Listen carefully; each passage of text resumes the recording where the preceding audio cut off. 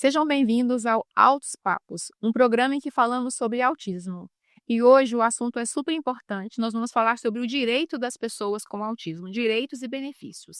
E a nossa convidada hoje, especial, é a Consuelo, ela é advogada e também mãe atípica. Já agradeço porque você aceitou o convite, encaixou na sua agenda esse nosso bate-papo. Realmente vai ser um bate-papo. E a gente fala muito sobre direitos, mas às vezes a gente não conhece sobre as leis. Nós mães, né? As mães atípicas sempre exigem os direitos, mas muitas vezes elas não conhecem os direitos. E é sobre isso que a gente vai conversar hoje. As pessoas com autismo precisam de uma atenção especial. Então, quais são esses direitos? Como que a gente pode aplicar esses direitos já adquiridos para as pessoas com autismo?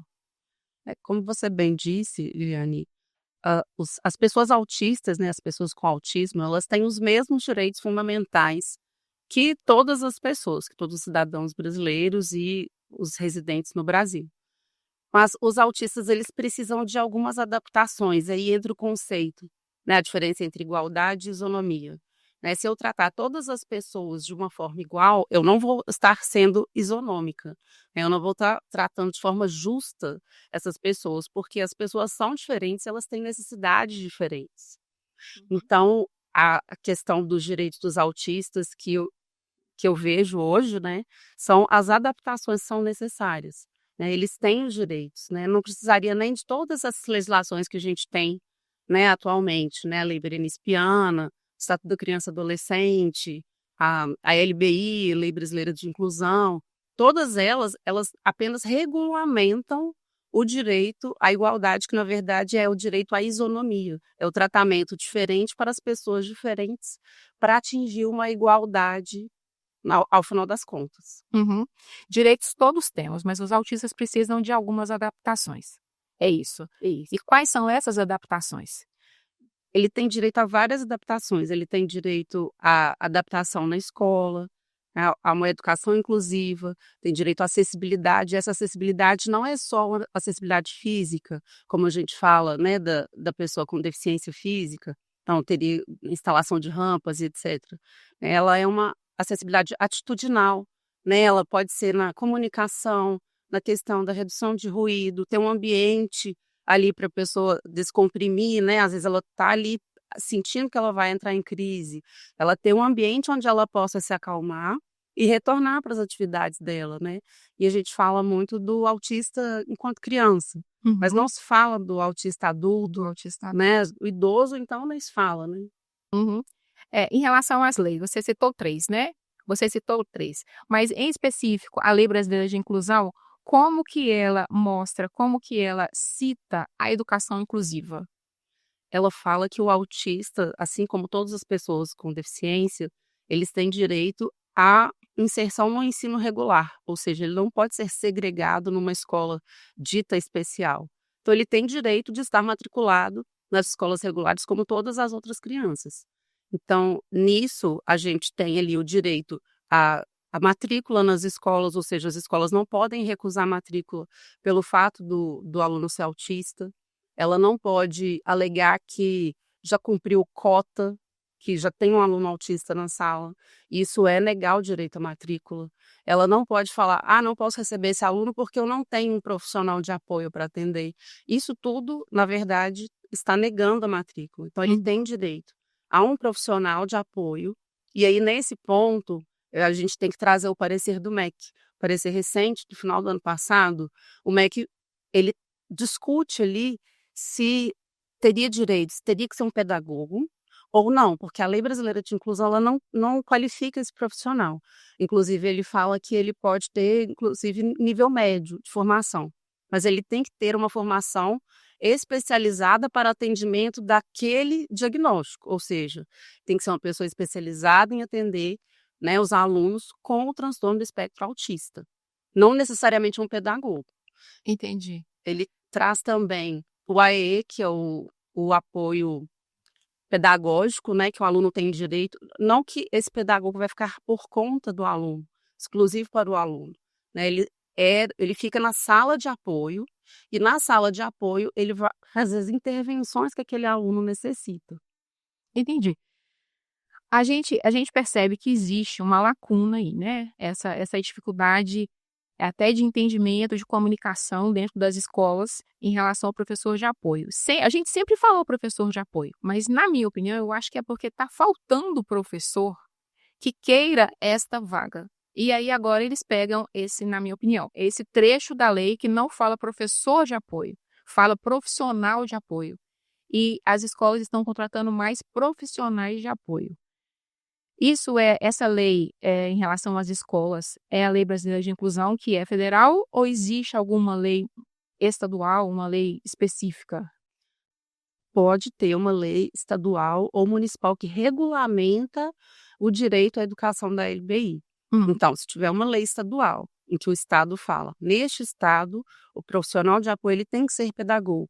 Mas a gente tem que trazer também que, às vezes, a necessidade ela não é de uma intervenção pedagógica. Uhum. Às vezes, ele precisa de um apoio para ir ao banheiro, para alimentar, ou ele precisa sair de sala, ele não pode ficar desacompanhado porque ele está em crise. Então, esse profissional, ele é de fato um profissional de apoio. Intervenções pedagógicas é um outro ponto, Uhum. né? Que pode ser que o autista precise, pode ser que não. Porque a gente pode ter um autista que é superdotado, a gente pode ter um autista que tem altas habilidades, que não necessite de uma intervenção pedagógica.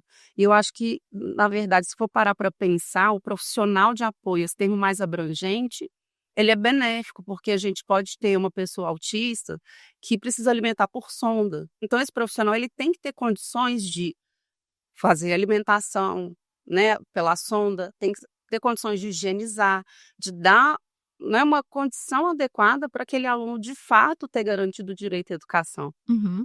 Então, não necessariamente precisa ser pedagogo, mas tem que ser uma pessoa treinada, Sim, habilitada para lidar com as dificuldades da criança. exatamente. Esse é um direito adquirido que muitas vezes é desrespeitado, eu acho que é assim que fala, né? Não é cumprido, Giona. violado. Esse é na minha opinião, na educação, esse é o direito, um dos mais violados, é em relação ao profissional de apoio.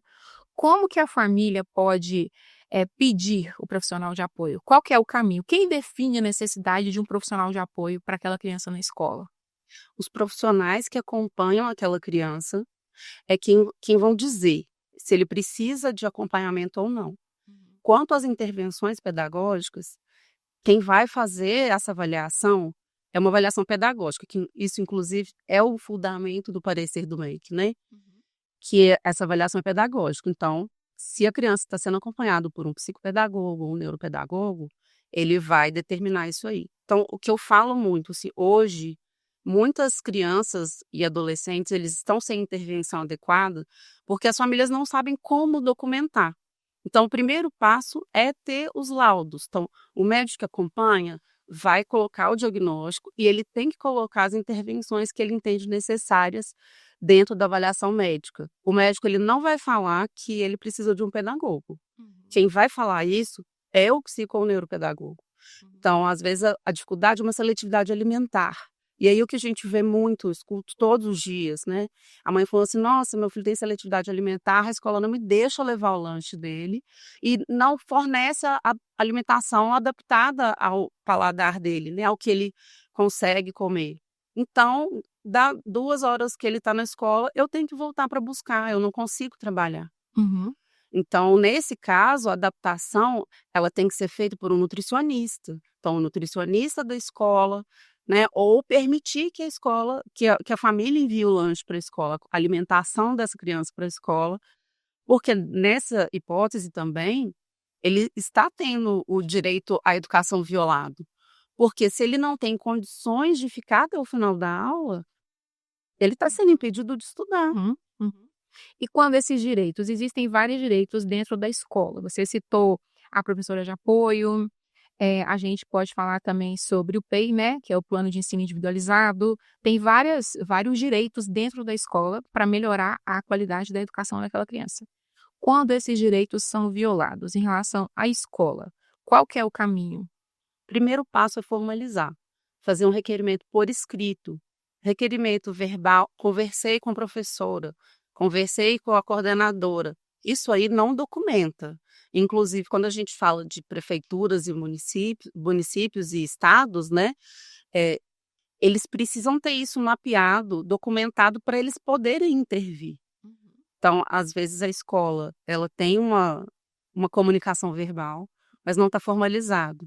Quando ela submete isso para o conselho ou secretaria de educação, que é quem contrata esse profissional de apoio, eles falam, não, mas aqui já tem a quantidade necessária para a quantidade de alunos com deficiência. Por quê?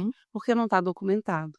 Então, formalizar por escrito, por e-mail, através de protocolo na secretaria. A escola falou que não tem protocolo, não pode mandar e-mail. Pode fazer de próprio punho a solicitação, anexar a cópia dos laudos, ali pode ser só o laudo médico, pode ser o laudo dos outros profissionais que acompanham, vai depender qual que é o tipo de adaptação necessário.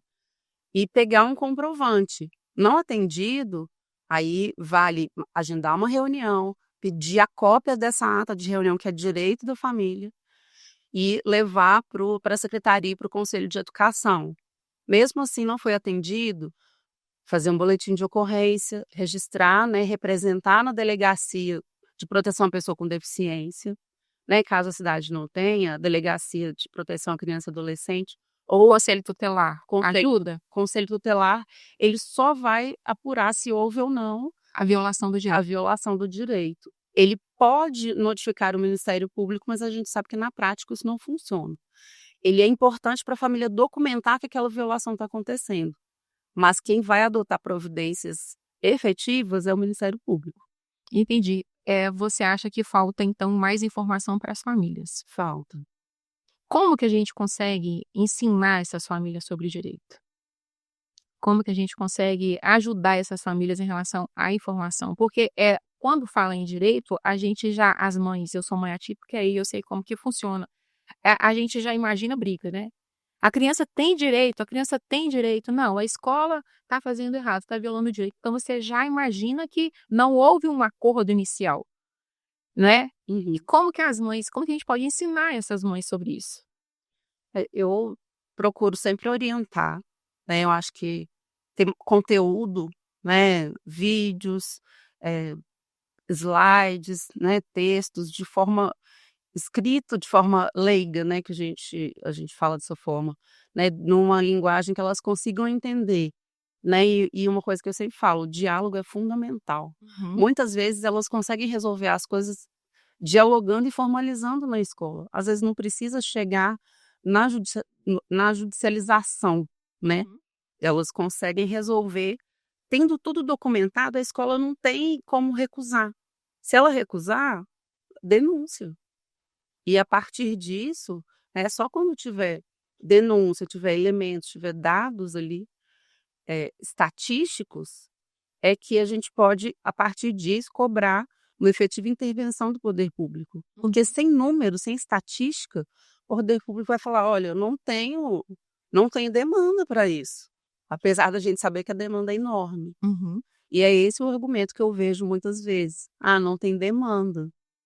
Não tem a quantidade de profissionais, né, de equipe dentro da escola está adequada ao número de alunos, porque hoje a Secretaria e o Conselho de Educação, eles recomendam um profissional para cada 3 alunos. Sim. Independente do nível de suporte, independente do nível de transtorno, né? Sim. E a gente sabe que é complicado analisar. Eu, como mãe, eu vou analisar sempre o lado da criança. Mas, às vezes, quando você pede uma informação para um profissional, o profissional vai analisar o lado da escola, né? Aí fica aquela guerra. Eu sempre falo que essa guerra de braços sempre vai existir entre escola e família. Isso é uma coisa que é fato, sempre vai existir. Eu acompanho muitas mães e, às vezes, como eu comentei com você inicialmente, a professora de apoio está exigindo que ele faça e ele não consegue fazer. Em determinado argumento é assim, a professora de apoio nem senta do lado dele, a professora de apoio não cuida dele. Ou quem que é responsável, na verdade, dentro de sala de aula pela criança autista? É a professora regente ou o profissional de apoio? Responde para mim, quem que é o responsável? O profissional de apoio, ele tá ali para auxiliar a criança no que ela tem dificuldade. Ele não está ali para fazer um acompanhamento pedagógico e fazer a tarefa com ele. De acordo com o MEC, quem determina, né, quem é o responsável por promover a inclusão dentro da sala é o professor regente. Uhum. E o professor, se ele não está dando conta de gerir isso, ele tem que reportar para a coordenação, e a coordenação tem que tomar providências. Mas o que a gente vê, na verdade, é que são várias crianças com diagnóstico dentro da sala, sem o profissional de apoio. E isso atrapalha demais, não só para os alunos autistas que estão ali, né, e acabam ficando segregados na sala. Uhum. É porque já aconteceu, inclusive, com o meu filho, quando ele tinha 6 anos de idade, numa escola de renome em Belo Horizonte. Eu fiquei sabendo, né, chegou um dia ele contando como que foi a dinâmica na sala, e aí a professora falou que ele era muito, muito agitado. Então ela colocou a carteira dele no fundo da sala separado de todo mundo. Eu fiquei revoltada. Uhum. Não deixei ele voltar mais, né. No dia seguinte ele já não foi mais. Mas a gente sabe que isso acontece todos os dias. Tem relatos de mães que o filho é amarrado, Uhum. que o filho é agredido. Tem situações gravíssimas, uma mãe que narrou que, como ela reclamou que o filho estava voltando com hematomas e que ela queria entender o que estava acontecendo, eles faziam uma revista na criança com a criança nua, na entrada e na saída, todos os dias. São coisas assim que a gente não imagina. Só vai acumulando vários direitos violados, né? No caso. É um absurdo, assim. E aí a gente entra num problema que aí eu vou falar enquanto mãe atípica, não enquanto advogada. Sim. Que muitas vezes o preconceito vem dos próprios profissionais, vem do professor regente, é o profissional de apoio, né, que relata ali, igual teve um caso que foi até num grupo de mães atípicas recente. A mãe falou que reportou que tinha recebido um bilhete da escola e o bilhete dizia que a criança tinha feito birra porque a mãe não mandou o dinheiro para ele comprar um chup-chup. Hum. E aí eu pergunto, a culpa é da criança? A criança tem um diagnóstico de autismo, né? Todas as pessoas da educação, né, a gente espera que pelo menos que saibam que o autista, ele tem uma rigidez cognitiva muito importante. Então, na minha opinião, né, o que a escola deveria ter feito? Ligado para a mãe, falou: mãe, olha, seu filho está querendo aqui, estou querendo saber se pode oferecer para ele, e se sim, o valor é X, você pode mandar amanhã. Não precisava. E aí, a forma como foi narrado no bilhete foi: nossa, seu filho é insuportável, ele fez birra. Foi essa sensação que eu tive ao ler ali o bilhete. E aí eu falei com a mãe, eu falei: olha, mãe, eu acho que você devia mandar um e-mail para a escola e pedir para agendar uma reunião e que você quer que seja esclarecido exatamente o que aconteceu. Depois disso, ela não narrou mais nenhum problema, então eu imagino Que ela que tenha feito isso e a escola tomou alguma providência. tomou providência, porque assim, se a gente fica também chateado, revoltado e não formaliza, não fala: eu quero entender o que aconteceu aqui. Não é você chegar acusando a escola, é dialogar. Uhum. Falou: eu quero entender o que aconteceu. Ah, ele é autista, ele tem rigidez cognitiva. Nessa situação, os profissionais que acompanham, o que eu vejo é que tem que lidar dessa forma, e a escola tem que acatar isso. Uhum. Sim. E quando não acata, a mãe precisa procurar ajuda e o primeiro passo é a formalização, né? Sim. Eu li uma coisa que você escreveu, assisti uma live sua essa semana, que você fala: se não tiver um registro, não tem como procurar o direito. Mais ou menos isso? Como que é a frase? No mundo do direito, que não está registrado, não existe. O que não está registrado não existe. Não adianta ficar na porta da escola só gritando. Não, e aí a criança que fica prejudicada, Uhum. porque a gente sabe, né, que assim como tem esses profissionais que têm preconceito com os próprios alunos, eles acabam, de alguma forma, descontando a a raiva que fica da família no aluno. É o medo de toda mãe atípica é esse, né? Eu não vou reclamar não, porque se eles ficarem descontentes, meu filho vai sofrer dentro da escola. Mas às É vezes duro isso, né? seu filho está sofrendo e você só não está sabendo.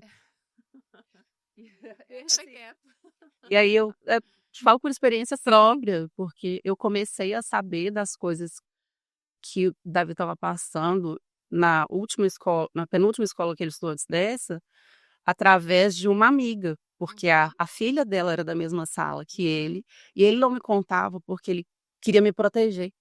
Ou com medo de você ir brigar na escola. O meu Gabriel tinha isso. Ele não contava porque ele ficava com medo de eu ir na escola brigar e ele perder a amizade, ou ele ficar como o fofoqueiro, no caso, o dedo duro, né? Ele falava assim: você não. O X9. Agora X9. Você não pode ir, porque você vai arrumar confusão. E aí depois, quando eu descobri, o caso já estava muito avançado.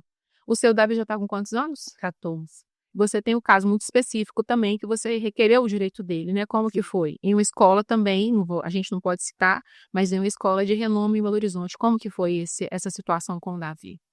Foi situação de bullying e preconceito? Foi situação de bullying e preconceito. O bullying pelos colegas, né, ele foi agredido dentro da escola, eles implicavam com ele todos os dias, né, ficavam instigando até ele estourar, porque eles sabiam que ele ia explodir. Conheciam o limite dele, né? Sim, e eles ultrapassavam esse limite. Uhum. Aí, quando eu comecei a cobrar da escola de forma bem incisiva, né, a postura da escola, porque inclusive é dever da escola adotar práticas para coibir o bullying. Uhum. E no caso o que acontecia era que a coordenação ela estimulava. Inclusive a coordenadora ela foi demitida depois que eu fiz a denúncia na Secretaria de Educação. Mas quando eu fui narrar uma situação em que o Davi foi agredido, ela falou assim: "Provavelmente é culpa dele". Aí eu falei com ela, eu falei assim: "Uai, mas você não tem interesse nem de apurar o que aconteceu, você já decidiu na sua cabeça que a culpa é dele. Ele apanhou na escola e a culpa é dele". E aí ela ficou muda, eu falei: "A gente conversa num outro momento, porque a partir de agora". O diálogo é diferente, né? Eu acho que se todas as mães que percebessem o direito violado, se elas procurassem ajuda, se elas denunciassem, eu acho que a situação dentro da escola estaria diferente. Existe o bullying, sim, existe o bullying velado, sim. Eu sei que existem escolas assim excepcionais, escolas que realmente são inclusivas, que dão atenção. Mas infelizmente existem escolas que desrespeitam. E quando há o desrespeito, as mães precisam procurar ajuda, né? As mães precisam recorrer para que não aconteça novamente com outras pessoas, né? Exatamente. E eu posso falar isso da minha própria vivência, né, porque hoje o Davi estuda numa escola de Belo Horizonte, né, e antes ele estava sempre em estado de alerta, Uhum. né, e aquilo tudo causava uma ansiedade, assim, sem Absurda. Uhum. sem condições nele. Ele não conseguia passar na porta da escola sem passar mal. Uhum. E aí lá ele tinha que fazer prova em sala separada, precisava de uma pessoa para acompanhá-lo durante a prova, uma pessoa para ler a prova para ele, porque ele não conseguia fazer a prova. Ele sentava para fazer a prova e ele falava que ele tinha branco, não conseguia fazer. Mas era atenção pelo ambiente também, né? Ele se sentia muito cobrado. Nessa escola que ele está hoje, ele não faz prova em sala separada, ele faz prova junto com a turma toda. Ele chegou lá, ele tinha pavor de fazer aula de educação física, porque os colegas iam falar do jeito que ele falava Coordenação motora é diferente, ele, né? né, tudo era motivo para implicar. Uhum. E aí a professora de educação física, inclusive a Juliana, que ela foi um anjo na minha vida, Mudou a vida do Davi mudou, na escola. né. Hoje o Davi, inclusive, ele faz aula de iniciação esportiva, Uhum. além da educação física. Uhum. Então ela foi trabalhando com ele a confiança, a segurança de que ele podia ficar tranquilo, que ali dentro o bullying não seria admitido. E isso foi um divisor de águas. A criança percebe, né? A criança percebe o ambiente. Se é bem recebido, se é aceito, a criança percebe. Quando isso não acontece na escola, tem muita criança que recusa ir para a escola, principalmente os pequenininhos, né? Sim. Agora, você como mãe atípica, você como advogada tem uma demanda dessa atenção das mães, desses processos, desses acordos também, que eu sei que vocês sempre começam pelos acordos. O que dá mais trabalho, a educação ou a saúde? Nossa, vou te falar. Tá empatado? Tá empatado, mas eu acho que a saúde, o dano é maior, sabe. Porque se a criança ela tem o acompanhamento adequado, por mais que ela esteja vivendo problemas na escola, a família consegue tomar conhecimento disso. Uhum. E hoje a gente vê, né, não, e eu não falo só do SUS não, porque o SUS ele tem um limite de profissionais, ele tem um limite que ele consegue atender. Por questão operacional mesmo, né, o médico, ele tem a agenda dele e a demanda é muito maior, né, eu acho que se também os planos de saúde dessem o atendimento que eles devem por lei, Uhum. o SUS não estaria tão sobrecarregado. Os planos de saúde, para você ter ideia, tem quase 2 anos que eu estou aguardando o plano de saúde do meu filho me fornecer um profissional que tenha a qualificação para atender uma criança, um adolescente autista com todas as questões, né, que eu sinalizei lá dos diagnósticos dele, da vivência do luto, né, porque ele perdeu o pai, Uhum, e até hoje eles não retornaram o contato. entendi. Terapeuta ocupacional você não consegue pelo plano de saúde. Psicólogo você consegue, mas as clínicas são descredenciadas a todo momento, então você não consegue dar continuidade. E aí você pensa numa criança, num adolescente que tem rigidez cognitiva. Ah, agora essa clínica não pode mais, você tem que ir na outra, começar seu tratamento todo com outro profissional. A criança não vai querer, até ela quebrar essa resistência e começar de fato a aceitar, né, a ajuda que aquele profissional está oferecendo, já tem uma perda enorme. Com certeza. E as mães se perdem, as mães muitas vezes não conseguem ajudar, elas desistem, né. Na caminhada elas desistem, como você falou, tem 2 anos que você está esperando, tem muitas mães que estão esperando até mais tempo, vários tipos de atendimento. Então, a gente sabe, quando eu te perguntei em relação ao que dá mais trabalho, a saúde e a educação, é nesse sentido. O que é mais difícil resolver no caso da criança de direito violado? É mais difícil resolver a saúde do que a educação? É porque na educação, quando a gente segue o passo a passo ali da formalização e das denúncias, esse profissional ele é colocado dentro da escola. Uhum. Por mais que não seja o ideal, não é um profissional com a qualificação, mas tem alguém para acompanhar. Na saúde não, a gente vê mães que estão na fila para uma consulta com um neurologista há 3, 4, 5 anos. Uhum. Ela não consegue o diagnóstico, porque ela não consegue o primeiro passo que ela precisa para ela começar a ajudar o filho. Sim. Mas aí fica um acúmulo de processos também? Porque se toda mãe entrar na justiça para conseguir tratamento para o filho autista, Eu acho vai que só dar mais trabalho para o advogado, porque na minha opinião muitos casos não são resolvidos. mas eu acho que se tivesse a denúncia adequada, né, levar isso para o Ministério Público, não significa que a pessoa tem que ajuizar uma ação. Aham. Ela pode levar isso para o Ministério Público, porque quem tem que cuidar da coletividade, da violação de um direito coletivo é o Ministério Público. Uhum. A gente tem as associações, né, as OSCs, todas essas entidades coletivas, elas têm legitimidade para demandar do poder público, mas precisa de dados estatísticos, que volta no que eu falei lá atrás. Você acha que funcionam essas ações coletivas? Você citou, por exemplo, contra o plano de saúde. Você acha que é válido um grupo de mães entrar com ação coletiva contra o plano de saúde? Eu acho mais válido do que o tanto de mãe entrar com ações individuais. Uhum. Porque as queixas são as mesmas também, né? Sim, e a gente precisa demonstrar, na audiência pública que teve da INS sobre esse plano novo que não, na A verdade gente não não pode cobre parar, nada, né? que não cobre nada. Eh, Várias pessoas ali falaram, né, como que até tem uma mãe que ela é presidente de uma associação no Rio de Janeiro, e ela falou assim: "Vocês estão propondo um plano novo, mas os planos não estão conseguindo atender a demanda que eles têm hoje. Uhum. Então como que vai criar um novo plano?"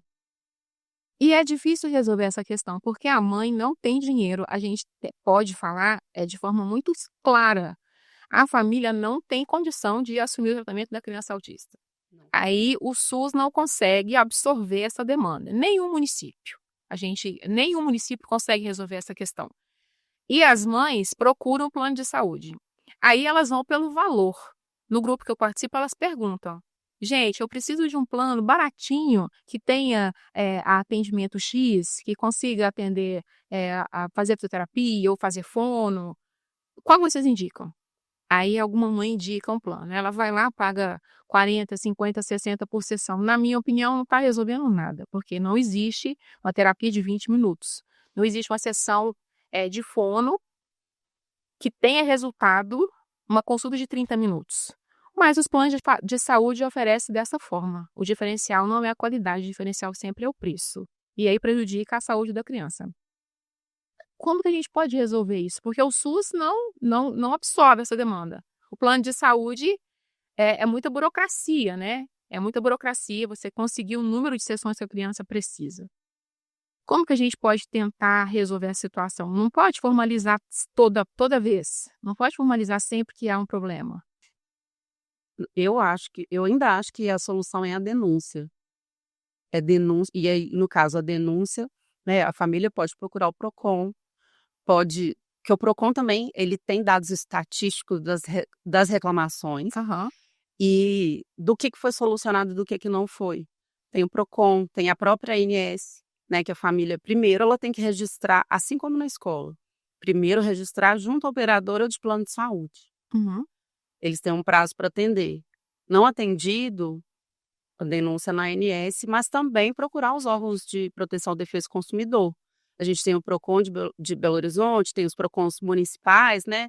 Santa Luzia, Contagem, todas as cidades têm PROCON. Temos os PROCONs estaduais também. E o Ministério Público, né? Essas denúncias têm que ser levadas para o Ministério Público. Eu penso que a solução ela está na intervenção do Poder Executivo e na intervenção, né, da às vezes fazer uma denúncia na polícia mesmo, ou no Ministério Público, sabe, tudo está em torno da denúncia, porque enquanto a gente fica sofrendo, né, Não resolve, não resolve. não resolve, "Ah, eu tô chateada, eu vou desabafar com a minha amiga, eu vou desabafar com uma outra mãe", mas se não denunciar as coisas não vão mudar. Uhum. Mesmo com denúncia, a gente ainda tem essa dificuldade. Mesmo com as denúncias, porque as denúncias só vão acumulando. E aí é cobrado do poder executivo, né, das prefeituras, dos estados, uma posição efetiva, cobrar uma atuação incisiva, né? Por que ó, o município não está sendo demandado para cobrar das operadoras, porque as autorizações para funcionamento dentro de cada cidade, a gente sabe que tem algumas cooperativas médicas, o funcionamento é municipal. Uhum. Quem regula, quem libera a licença para essa empresa funcionar é o município. Então, a partir da denúncia, cobrar também do Poder Executivo essa atuação, essa fiscalização, porque é dever do Executivo fiscalizar. Sim. Agora, quais são os principais obstáculos? Quais são os principais obstáculos legais e burocráticos que essas famílias encontram, que as famílias das pessoas autistas encontram? Eu acho que, em primeiro lugar, é falta de informação, né, como a gente falou. A falta de informação ela é o primeiro grande problema. O segundo grande problema é a burocratização para a formalização. Então, a família chega na escola para fazer uma solicitação, "Ah, não é aqui, você vai em tal lugar". Então elas são vencidas pelo cansaço, Uhum. né, é tanto redirecionamento, que chega uma hora que ela fala: "Nossa, Não não dou consigo, conta não quero mais". mais. Porque muitas vezes ela tem que pegar o filho e ir com o filho autista, porque não tem com quem deixar. Ela, às vezes, ela não tem opção, Uhum. né. Essa questão da prioridade para as mães, eu sempre falo. Usa o cordão, você tem prioridade em uma fila de banco, você tem prioridade em fila de cartório, você tem prioridade, em uma fila de atendimento de saúde, né. Precisa usar esse direito. Muitas vezes as mães sabem que tem, mas não sabem nem como usar. É o que você estava comentando aqui em questão do prático, né. Na prática, qual que é o direito? Ah, tem direito à fila preferencial na prática. Não, você tem direito em todas as filas, você vai ter prioridade com o seu filho. Sim. Em uma fila de atendimento numa escola, em uma fila de supermercado, às vezes a mãe desconhece, né, desconhece esse direito. Agora deixa eu te perguntar outra coisa, a gente fala muito sobre o direito da criança autista, e a gente esquece que elas crescem. E esses direitos prevalecem, né, esses direitos são perpétuos, é para a vida toda. De que maneira a gente pode garantir o direito de um adulto autista? Eu acho que o direito do autista, a gente já amplia, né, é o direito à moradia, o direito ao trabalho, né, porque as pessoas eu acho que existe uma concepção equivocada de que o autista, ele tem que ficar sempre ali naquela posição de uma pessoa hipossuficiente, limitada, né? limitada. E não é assim, as pessoas autistas, elas querem ser independentes, elas querem trabalhar, elas querem ter vida social, amorosa, elas querem viver. Uhum. E eu acho que hoje a gente tem um grande problema, principalmente no mercado de trabalho. As escolas não preparam esse jovem para a vida adulta, né, para ele entrar numa faculdade ou para ele entrar no mercado de trabalho. E chegando no mercado de trabalho, as empresas não, em geral, não dão oportunidades, Uhum. né. Aconteceu recente uma situação em que uma pessoa foi contratada para uma vaga PCD e apresentou o laudo caracterizador. No laudo caracterizador, o médico ele lista todas as dificuldades que a pessoa tem e quais são as medidas de acessibilidade que ela precisa, ou seja, quais são as adaptações que ela precisa para ela desempenhar a função dela. E ela foi colocada num local de movimento que ela tinha que fazer atendimento ao público o tempo todo. Então, isso na minha visão, é um tratamento, na verdade, é uma forma de discriminação, porque eles estão fazendo de tudo para ela não dar conta Uhum. de desempenhar aquela função para a qual ela foi contratada, sendo que tinha outras funções que ela poderia exercer, sem contato com o público, que ela poderia usar um abafador e ela ia conseguir executar tranquilamente. Então eu acho que tudo volta na questão do preconceito, da discriminação, né, e a própria Constituição traz esse direito à não discriminação. Só que o que a gente vê é que ele não é respeitado. Sim. Em relação a essa educação inclusiva, a gente fala, eh, dentro de escola, né, a professora precisa entender sobre essa educação inclusiva. A gente fala em igreja, as professoras de escolinha infantil dentro de qualquer igreja precisam entender para receber a criança. E agora a gente precisa mudar essa fala para as empresas, porque se tem, 10 mais ou menos 10 anos que começou a se falar mais sobre o autismo, então a gente fala ainda sobre criança, só que também tem adulto autista no mercado de trabalho. Então eu acho que essa conscientização também já precisa chegar, já existe muita empresa preocupada, né, tem muita empresa que a gente sabe que faz a contratação para cumprimento de cota, a gente sabe disso. Mas também tem empresa que tem projeto bacana de inclusão. Ent Concorda comigo? A gente já deve chegar dentro das empresas agora a educação inclusiva, né? Com certeza.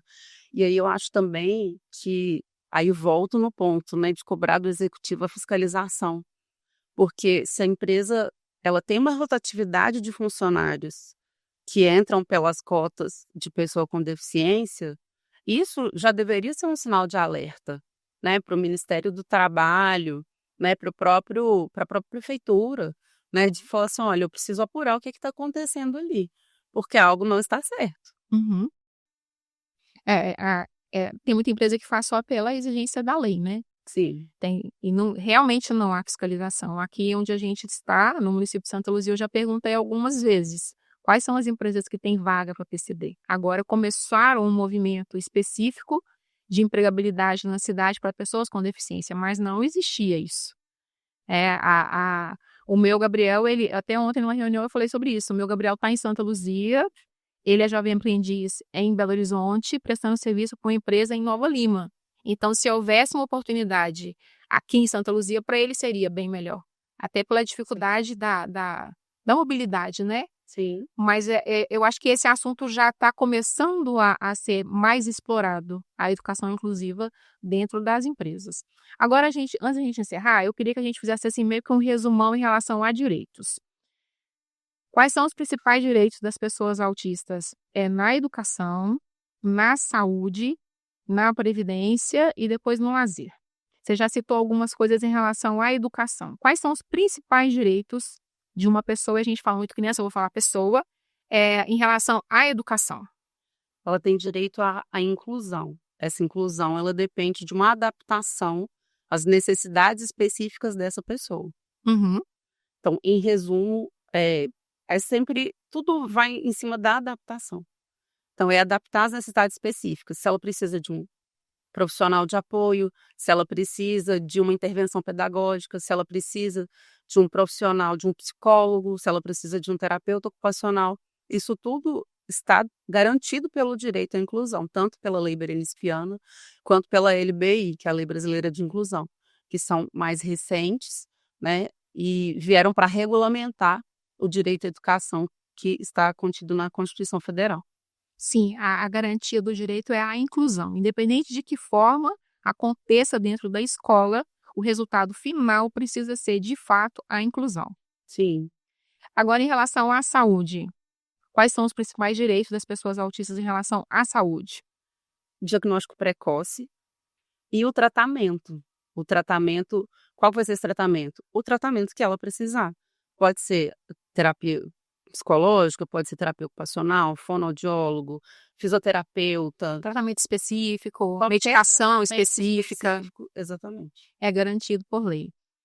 Em relação à previdência, muitas mães perguntam, ontem mesmo uma mãe me falou como que pode aposentar o netinho. Eu falei assim, não existe aposentadoria nesse caso. Então me explica qual que é o direito em relação à previdência. Depois eu queria que você falasse também sobre o BPC. A gente tem, quando a gente fala em questão de previdência, a gente tem 2 linhas de raciocínio. Uhum. Uma, a pessoa que não tem capacidade laborativa na vida adulta. Essa pessoa ela vai depender do BPC, que é o benefício de prestação continuada, que está previsto na LOAS, né, Lei Orgânica da Previdência Social, da Assistência Social. Nesse caso, ele vai depender desse benefício para ele sobreviver, porque ele não é capaz de gerar renda. Uhum. Por outro lado, a gente tem os autistas que são funcionais e que têm capacidade laborativa. E aí volto na questão do mercado de trabalho, da necessidade de adaptação para permitir que esse autista ele seja independente e ele seja produtivo. Porque nesse caso, esse autista ele vai recolher a contribuição previdenciária e ele vai poder se aposentar normalmente. Uhum. Mas aí no caso do autista adulto, na maioria das vezes nível 2 e nível 1 de suporte, que conseguem chegar no mercado de trabalho. Sim. Mas a criança, para receber o BPC, não é uma aposentadoria. Para ser aposentadoria, precisa de acontecer a contribuição. Então, a criança não contribui. Então, é só um benefício continuado. Sim. Explica melhor para a gente essa diferença. A aposentadoria depende de você contribuir para a Previdência Social. Então, você faz um recolhimento. Hoje a gente tem algumas opções para quem não trabalha de carteira assinada, né? As mães, por exemplo, elas podem contribuir como dono de casa, que tem uma alíquota reduzida, e a ideia é justamente incluí-las ali no benefício da Previdência Social. Então, se elas tiverem alguma necessidade de afastamento, aposentadoria, ela tem vários direitos garantidos ali. Uhum. No caso da criança, a criança ela vai receber o BPC, que é um benefício. Ele não é uma aposentadoria. Sim, por tempo limitado, né? E é reavaliado de tempos em tempos. Uhum. Entendi. Agora, em relação ao lazer, a gente está falando mais sobre benefícios agora. Em relação ao lazer, as mães às vezes desconhecem, né? A gratuidade. Quais são os principais direitos, benefícios no caso, né? Em relação ao lazer, para as pessoas com deficiência, no caso do autista. O autista ele tem direito à meia entrada no cinema, em parques, mas é importante a gente falar que esse desconto, essa gratuidade, ela não é obrigatória. Uhum. Isso vem através das políticas de incentivo fiscal para que aquela empresa ofereça esses benefícios para as pessoas autistas. E todo mundo acha que tem a obrigação, né? Sim. Por exemplo, alguns parque Turma da Mônica, vou dar um exemplo, tem a gratuidade, mas tem que apresentar a carteirinha e só é uma pessoa, vou dando um exemplo, só é uma pessoa e depois o acompanhante. Parque Beto Carreiro, só autista nível 1 de suporte tem que estar com cordão. Eu não sei se é isso, eu estou dando só um exemplo. E as pessoas desconhecem, né? Sim. E às vezes cobram gratuidade. Não, tem gratuidade no cinema? Tem para ele, tem para o acompanhante meia. Gratuidade no teatro. Tem vários parques, né, que cobram entrada, que dão gratuidade, mas é isso que eu queria que você falasse, não é obrigatório. Não é obrigatório. As empresas, elas costumam aderir a alguns planos de incentivo fiscal, em que elas oferecem esses benefícios em troca de abatimento nos impostos. Então, na verdade, a empresa, ela não não vai ter um prejuízo, vamos colocar dessa forma, né? O que ela pagaria, o que ela receberia daquela mãe ou daquela pessoa autista, ela vai abater nos impostos. Uhum. Então, a mãe, ela pode, todo lugar que ela chegar, ela pode perguntar se tem desconto. Por exemplo, nesses parques de dama elástica, né, essas coisas de Belo Horizonte, que tem muitos, eles oferecem meia entrada para pessoas autistas e para o acompanhante. Sim, é uma troca, não é uma obrigação. É uma Na troca, verdade, é exato. uma troca, não é uma obrigação. Agora, de que maneira você acha que a sociedade civil, as famílias podem contribuir com essa inclusão das pessoas autistas?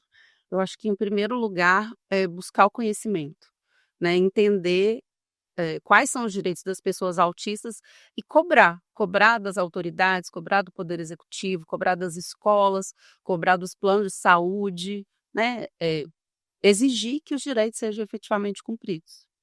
E ajudar essas famílias, né? Orientando. Tem muitas famílias que não têm essa orientação, não têm esse esclarecimento, né? Além de cobrar, é ajudar a explicar. A mãe, acontece muito, a mãe quer dar entrada no BPC, ela não sabe nem por onde ela começa. E aí a gente tem um outro problema muito grave que tem acontecido nos últimos anos, que é o indeferimento indevido do BPC. Teve um caso recente, autista não verbal, de 6 anos, nível 3 de suporte, com diagnóstico, com laudo. O perito avaliou que ele só tinha um atraso de fala, Uhum. que ele não se enquadrava nos requisitos de deficiência. Um autista não verbal, nível 3. Ou seja, cadê o direito dessa mãe? Essa criança, ela não tem condições de ficar sozinha. A mãe tem que ficar em casa por conta dessa criança. Ela não tem condições de pagar uma pessoa para ficar com a criança. Ela não tem condições de pagar a terapia. E o BPC foi negado. E nesse caso, o que é que a família tem que fazer? Porque o que está acontecendo muito o indeferimento de casos de PPC. O que é que a família tem que fazer? Ela tem que, nesse caso, procurar o judiciário. Uhum. A partir da negativa, né, tem o Juizado Especial Federal, que as ações contra o INSS podem ser ajuizadas lá. E lá, inclusive, tem esses casos de BPC, tem uma política de que as causas até 60 salários mínimos, salvo engano, a perícia ela é custeada pela União. Então, a família não precisa pagar essa perícia. Porque no processo, como que funciona? Se eu peço a realização de perícia porque eu estou alegando que eu tenho algum direito, eu tenho que pagar por essa perícia. Uma perícia médica custa em torno aí de uns 8, 10 mil reais.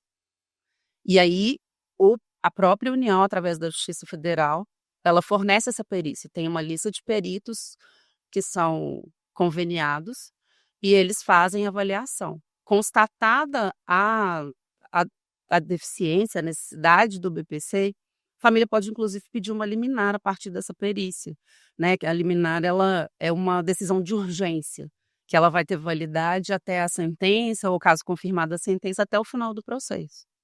Então, as pessoas têm essa perspectiva, assim, essa alternativa, né? Porque se indeferido, não adianta. Você pode contratar o Papa, que não, você não vai conseguir reverter. Isso mesmo. Mesmo porque as mães acham que a perícia é só a perícia médica, e não é. Não é. É feita uma análise socioeconômica também em relação à família.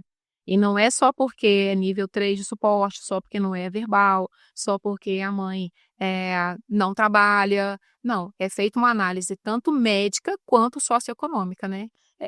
Primeira análise, ela é a análise da deficiência. Aham. Essa pessoa, ela se enquadra nos conceitos de deficiência, e aí quem define o que é deficiência, a LBI define, né, as deficiências. A Lei Berenice Piana incluiu o autismo como uma deficiência para todos os fins legais, inclusive para a finalidade do BPC.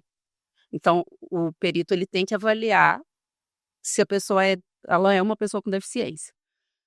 Sim, vai partir para a perícia socioeconômica, perícia social, que eles chamam, que aí vai avaliar a renda, só que não é só a renda pura e simples que para o judiciário que vai definir.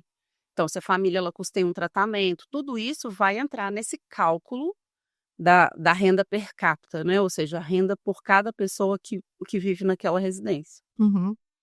é um assunto também que rende alguns podcasts, alguns episódios, né? É a situação do BPC, é a situação, essa análise socioeconômica que eles fazem, rende bastante esse assunto, mas eu acho que as mães precisam ficar mais atentas e procurar informação verdadeira, né, em fonte confiável em relação ao BPC, porque tem muita gente também que quer prejudicar, né? Tem muita gente que quer confundir as mães em relação ao BPC, por isso da busca dessa informação mais precisa, né? E a gente tem ali, né, os órgãos da assistência social, que eles estão disponíveis para orientar essas famílias. O CRAS, todas as cidades têm o CRAS, elas podem buscar orientação, porque às vezes a mãe acha, eu vou conversar com outra mãe, ou, eu não tenho dinheiro para contratar um advogado, então eu vou perguntar para outra mãe o que ela fez. Pode procurar o CRAS, o atendimento ele é gratuito, ele é disponível para todas as pessoas. Eu acho que falta também a gente falar sobre o que já existe, né, que elas podem buscar orientação, buscar os direitos delas. E o CRAS, inclusive, auxilia a dar entrada no pedido, né, caso elas necessitem de auxílio. O que a gente precisa mais urgentemente para que a gente consiga respeitar e validar o direito das pessoas autistas no Brasil? Quais você acha que seriam as ações mais urgentes? Eu acho que fiscalização e uma punição mais severa, né, às discriminações. Porque já é muito difícil você conseguir provar uma discriminação. Porque geralmente isso É acontece. difícil provar a deficiência, né? É porque, por exemplo, vamos supor, a mãe chega com o filho para fazer matrícula na escola. Ela não vai levar uma pessoa que possa ser testemunha, no sentido legal, porque parente não pode ser testemunha, amigo íntimo não pode ser testemunha. E se você vai fazer matrícula do seu filho, vai você e seu filho. E aí a pessoa recusa a matrícula. Como que você vai provar?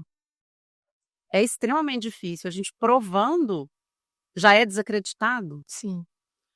Eu posso até falar de um caso pessoal meu, que eu fiz uma denúncia na Secretaria de Educação. Eles receberam a denúncia e falaram que não tinha nada de errado. Estava tudo certo. Aí eu insisti na denúncia. Eles ouviram as pessoas que eu indiquei como testemunhas. As pessoas confirmaram que houve uma discriminação contra a pessoa autista.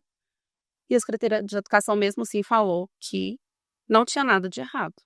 O Ministério Público, pessoa diferente, graças a Deus, né? Assim, com todos os elementos e as provas que eu apresentei.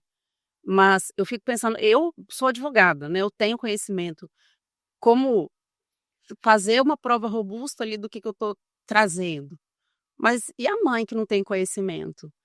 Porque às vezes não é nem questão de conhecimento, às vezes é questão emocional, às vezes ela não dá conta de falar assim, nossa, então eu vou lá, vou denunciar. Às vezes ela não tem estrutura psicológica para isso.